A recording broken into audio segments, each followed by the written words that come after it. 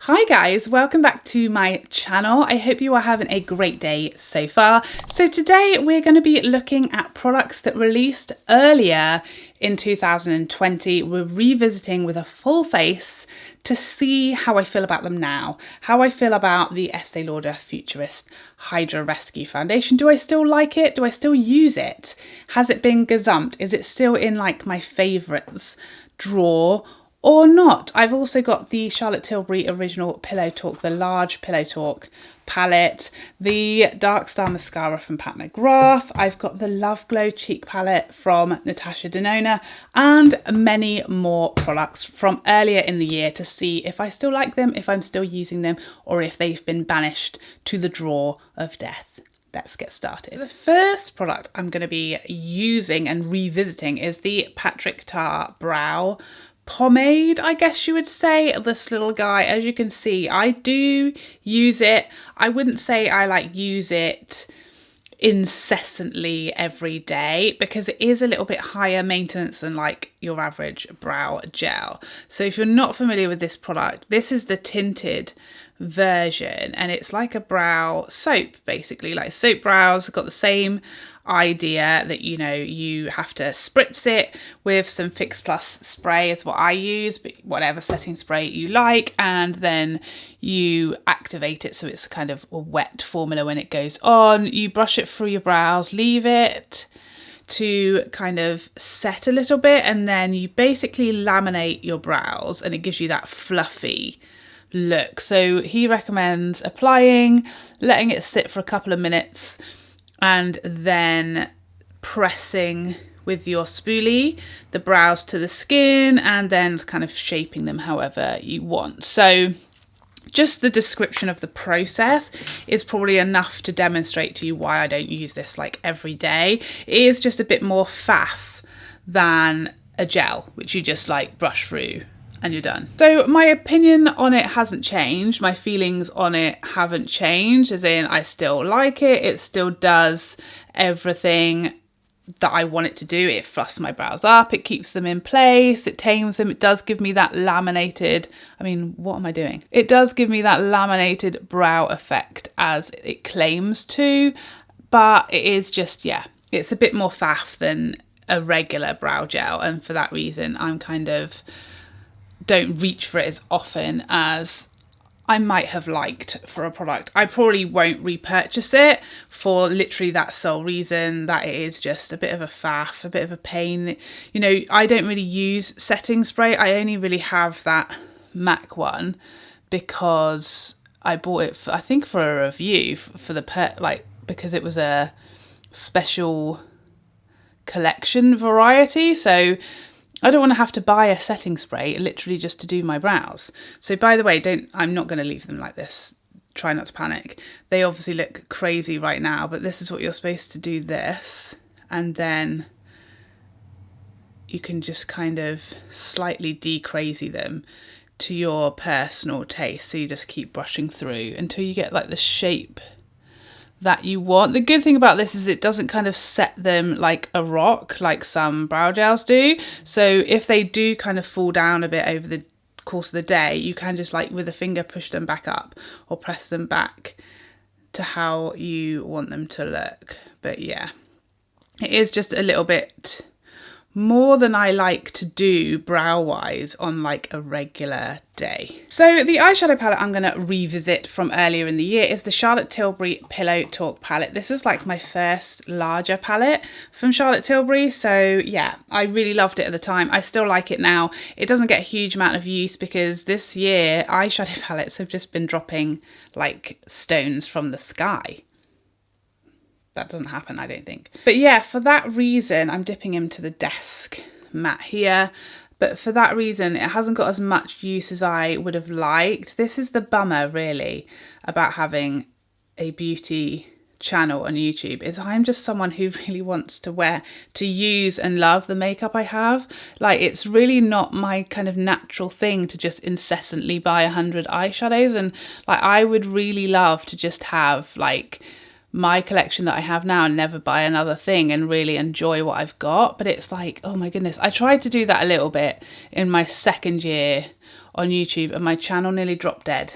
Like, you have to, you know, keep up with the new releases, which is just not my natural state of being, like to want to keep on buying stuff, because I am like a minimalist. I don't like to have too much stuff or clutter, and it stresses me out. I like to be, you know, clutter free. So I'm using this next middle shade, but yeah, I really enjoy this palette. I've definitely got, you know, a decent amount of use out of it. My feelings haven't changed about it. I don't suddenly not like it, or have gone off it in any way, or found, you know, with use that there are any problems that I didn't sort of pick up on the first few times. I really like it. It's like the ultimate wearable, pretty, feminine palette. The formula is really nice in here. Everything is easy and quick to blend, and I have no complaints. I think you can probably get this quite reduced at this point as well, so that's a bonus. If you're someone who, like me, likes to wait for a sale, you can certainly get this. I think I actually got this for like £15 off, and it hadn't been out very long. What I will say about this, I'm still just sticking to all the mattes in the desk category, by the way, is that these shadows just are all a bit more impactful than they look like they would be. You know, it just looks like a very, very muted palette, this, and it just turns out to be so much more pigmented and kind of intense, I think, than it looks when you look at the shadows in the palette, which is nice, because I think a lot of the time you get the opposite with, you know, eyeshadow palettes. You look and you think, wow, what a vibrant, beautiful colour, and then you put it on the lids and it's then like a bit disappointing. But with this one, it's the opposite. Like, you really can get a lot of depth out of these shades that look really unassuming. By the way, I'm using a lot of Rephr brushes today, and Rephr have lots of Black Friday offers, and they've also dropped, this is the MAC 242, the original natural hair version, which is no longer available, and Rephr have just dropped their version of this, which is natural hair. So that is just a heads up that if you've been coveting my MAC 242, like I know a lot of you have, that is like the best looking dupe that I have seen, and they do have some Black Friday deals on right now if you were interested in trying Rephr brushes. I do have an affiliate link in the description. By the way, my skin is peeling because I've been at the retinol again. Try not to panic. So I'm just using the shimmers out of the day section. That lighter shimmer. This is just, I mean, literally any, if you just steer away from this final few shades here, every shade in here is just every single day of your life wearable. Like, you can really just do some beautiful, pretty day-to-day looks out of this palette. It's not like extremely intense. It's not going to be scary as far as colour for anybody.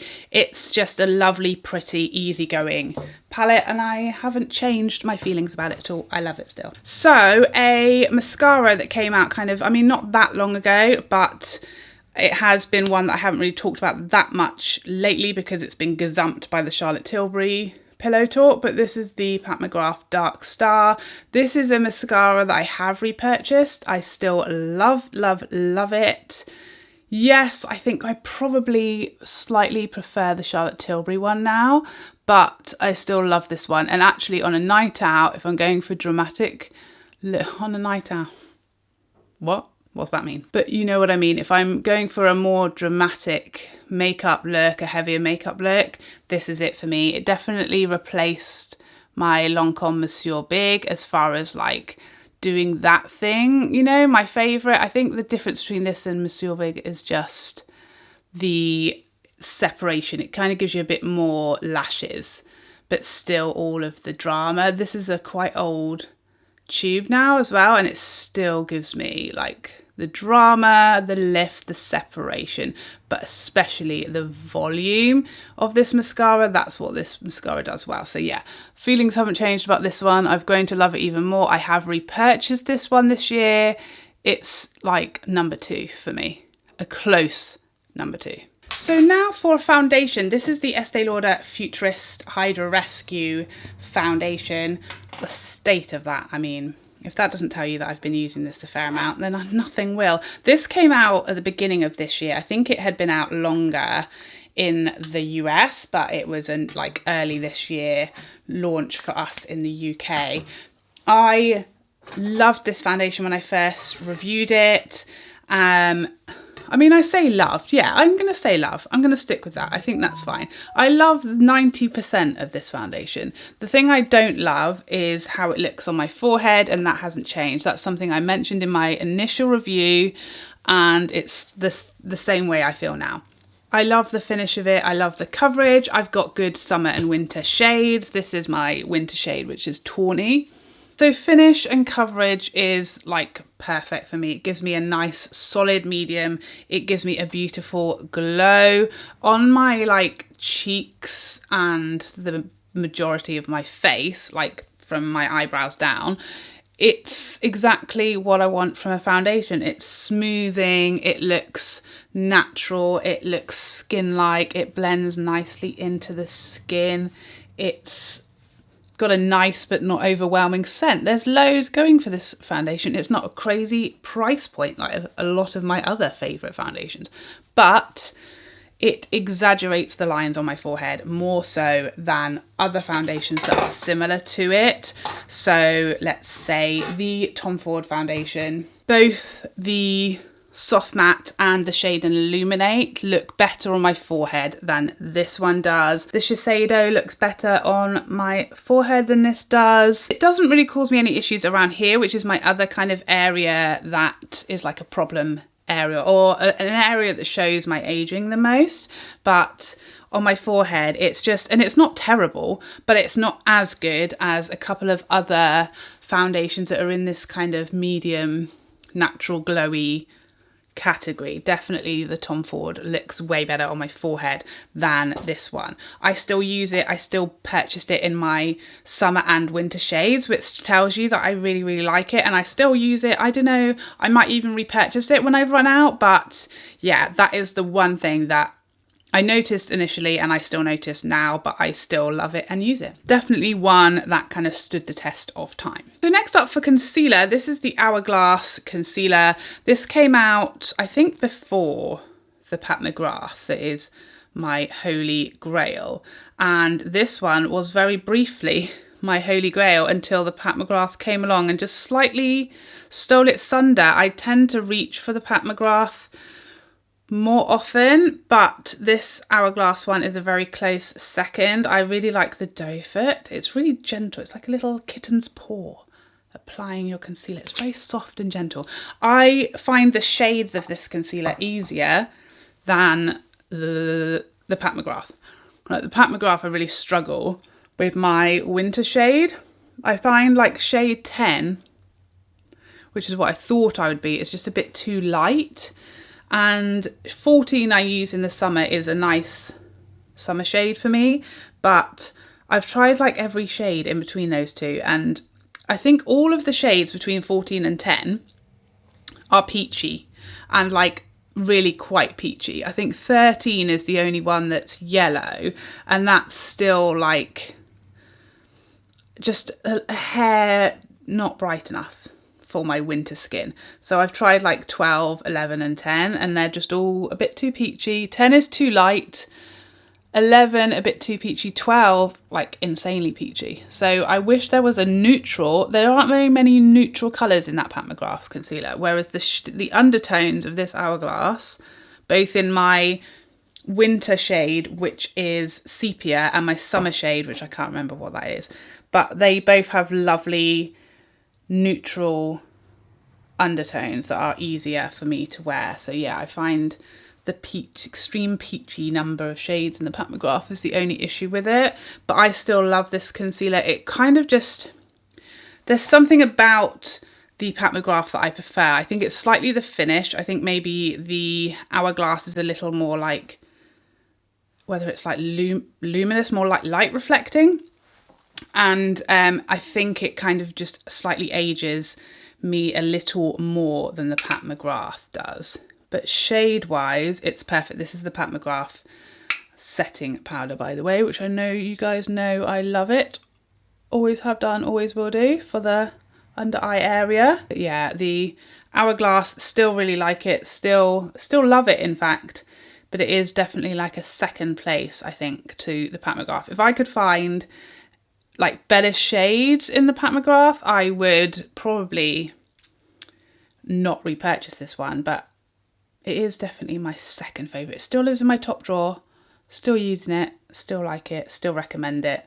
And if you don't like the Pat McGrath one, this would definitely be, not this, the concealer would definitely be the one that I would suggest trying, because it's a very close second. This is the other thing about this Patrick Tar brow stuff, is I have to keep on going in and pushing my brows back up, because like I messed them up when I was doing my foundation, and then I messed them up when I was doing my eyeshadow, and I've just messed them up setting my face. So that is the other thing, is that you're going to have to kind of go and do a final pass over when you've like finished the rest of your makeup, if you do your brows first, and if you do them last, I feel like they don't they're not as they don't stick to your skin once it's all powdered and everything. So yeah, it is like definitely a more of a pain than a brow gel. So for bronzer, I'm going to be revisiting this one from MAC. So this was from their bronzing collection. I think it was like spring or summer or something. This is the bronzer, and it's in the shade Taupeless. Totally Taupeless. I knew it's something to do with being Taupeless. Yeah, I liked this bronzer. This is a radiant matte formula. I like their mineralized bronzers that they usually bring out in these collections. This one, I don't know if I loved it as much, but it is a nice bronzer at the price point. It is like, it picks up a lot of product, as you can probably see. It's one of these where you have to kind of do a dab and then spend some time like blending out, as opposed to building up. And that's kind of my preference for a bronzer. Like, I prefer a bronzer that I build up, because it's easy to add but not as easy to take away, you know. And I am heavy-handed lady. I tend to apply too much of these types of products, so I would rather do things that way. It's a nice bronzer. I can't say I really reach for it ever, just because my favourite bronzers of life came out this year. You know, Charlotte Tilbury's bronzers, the Gucci bronzer came out. You know, I discovered my Marc Jacobs bronzers. So this definitely is one that kind of doesn't keep up with those, but it is a nice natural finish bronzer, and yeah, I enjoy it. I don't have any issues with it. I don't use it a lot, because there are bronzers I prefer the shade of. This is, as you can probably see, a much warmer bronzer than like my general preference. I prefer like redder undertones, more neutral undertones. Then this is definitely a sort of more typical MAC like orange bronzer. So yeah, it's definitely a bit of a different tone for my preference, but it's a nice bronzer. I like the formula. I stand by everything I said in the review, nothing changed, but it's just not like in my top few bronzers, so I don't use it as much. Now for a highlight, this is the Natasha Denona Love Glow Cheek Palette, and I loved this. I loved the Love palette. I loved the Love collection. I loved the eyeshadow palette, the lip gloss I got from there, and this as well. I don't use this very much. The reason being, this is like the shade that I loved out of here. This is the Glow Impact powder, and this is the same formula that she's now brought a single out in, which I absolutely adore and love and dream about at night. But this is one of my favourite highlights in here, this Glow Impact powder in here. Absolutely love it, got a lot of use out of it, think it's glorious. Just so pretty. I love the shade of it. I love this formula, but yeah, I would more so recommend, now that it's available, picking up her Glow Impact powder. That's just the one pan for me anyway, because this has like 3 other shades I don't really use. I don't really use cream, you know that. This blush is beautiful. Well, I say it's a blush. It's a blush for me anyway. It's very like corally pinky to be used as a highlight on my skin tone. So yeah, for me this isn't going to be a highlight, but it's a very intense amount of shimmer for a blush. So, you know, there's certainly occasions where I will go for that, but yeah, for me, when I reach in here, it's for this. And now that I can have this formula as a single, I would more reach for that. But this formula and this, the shade of this is like perfect for me. I probably prefer the shade of this Glow Impact powder to the one that is in the single, but I do prefer reaching for a single and purchasing a single over a whole palette just to use one shade, because the rest of this palette I wouldn't say I got a lot of use out of, but this one shade, like I was reaching for this palette a lot just to use this one shade because I love it so much. Now I don't have to because she brought out the formula, which I'm sure she did that specifically because I requested it, I'm sure of it. So I'm just gonna go into the middle of the desk trio. I really wanted to say the word quad then, but my mouth would not let me humiliate myself like that. I'm going into the middle of the desk trio and just whacking some of that under there for the sake of it. I did actually mean to use the Pillow Talk pencil, but I've done my lashes now, so that was a mistake. But I will just tell you, I love this pencil. I use it all the time. It's definitely shrunk a little bit. I think it's a lovely pencil. Whoopsie. So now for a blush, and this is Nars' Orgasm X. Now, I have said previously, very controversially it seems, because whenever I say I don't like Nars Orgasm, everybody tells me I must like it, I have to like it, it's the best blush ever. It doesn't show up on me. It literally is just pink glitter, and yeah, it's not my favourite. I don't get the hype, but this one, I do. This is Orgasm X. This is much more for me. I love this blush. I've used it a lot. It lives in my top drawer. This is much more for me than the original Orgasm. I guess you're either an Orgasm girl or you're an Orgasm X girl, and I am an X. Don't know what that says about me. But yeah, I really love it. I love Nars blushes, one of their favourite products. I've said that before and I'll say it again. Still a favourite, still a top drawer staple.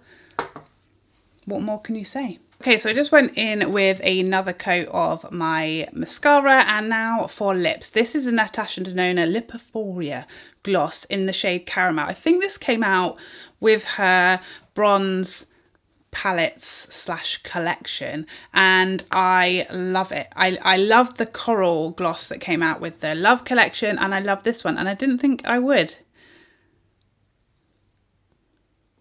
It's definitely one of those glosses that has that like minty tingly sensation, and I think because it's one of those glosses that's got like a lot of glitter going on, I just kind of thought I won't use it, it's not my thing. But on the lips, it just looks like shine to me. And I really like the shade of this. You can easily just wear this by itself. It's not super sticky. It doesn't feel uncomfortable. It's nice and easy to apply on the go. And yeah, I still really like this formula. I really like her glosses, and yeah, still in my top drawer as well, actually. So there you have it. Those are all my updated thoughts on these earlier finds of 2020. The only product that I've really not changed my mind, but over time my feelings for have changed, is the Patrick Ta brow pomade, because just over time I just feel that I don't reach for it as much as I expected, because it just feels like a bit more high maintenance or hard work than like a brow gel does. The most of the time as well, I mean, I had my brows tinted not so long ago, so it's not so bad now, but if I haven't had them tinted, I still have to fill them in, so then I feel like it's an extra step I don't need. I still absolutely adore the Nars Orgasm X blush, one of my favourites. Same goes for the Dark Star mascara from McGrath, still one of my favourites. Almost the same thing as the Estee Lauder Futurist, one that I repurchased in summer and winter shades, one that I think is beautiful on the skin, natural, glowy, medium coverage, exactly all the things I love about foundation. Wears very well, will use it to death. Wish it looked a hair better on my forehead lines. The Love palette from Natasha Denona, you know, I still love this shade that I used today. I don't get as much use out of it as I perhaps thought, because a lot of highlights I prefer or love as much as this one shade came out as singles this year, and so I'm therefore more likely to reach for those than I am that one shade in a palette. The Hourglass concealer got a bit gazumped by the Pat McGrath that came out right around the same time because I just a hair prefer that one. And the MAC bronzer, I liked it initially, I still like it now, but it's definitely not a love and it's not become one of my more used bronzers. So there you have it. Those are my thoughts on all these products that released earlier in the year, my updated thoughts and my reflections on these products that I initially really loved. Thank you so much for watching this video. I hope you enjoyed it and I would love to see you in the next one. Otherwise, take care for now. Bye.